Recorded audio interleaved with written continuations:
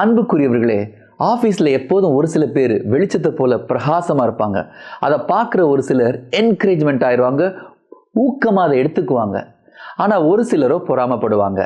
பொறாமை உன்னை ஒரு அங்குலம் கூட உயர்த்தாது, அது உன்னை மெதுவாக கீழே தள்ளும்.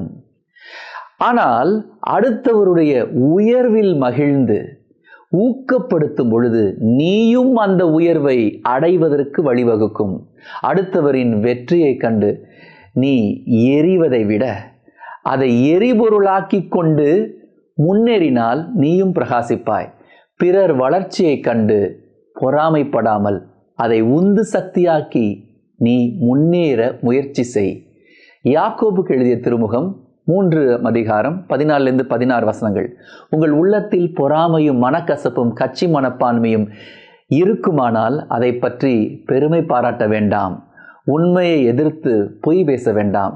இத்தகைய ஞானம் விண்ணிலிருந்து வருவது அல்ல, மாறாக மண்ணுலகை சார்ந்தது. அது மனித இயல்பு சார்ந்தது, பேய் தன்மை வாய்ந்தது.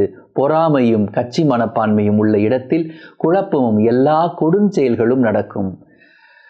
பொறாமை என்ற கொடுமையான உணர்வு என்னுடைய உள்ளத்தில் இல்லாமல் போவதாக உம்முடைய அருளால் நிரப்புவீராக. எல்லாம் வல்ல இறைவன், தந்தை, மகன், தூய ஆவியார் உங்களை நிறைவாக ஆசீர்வதிப்பாராக.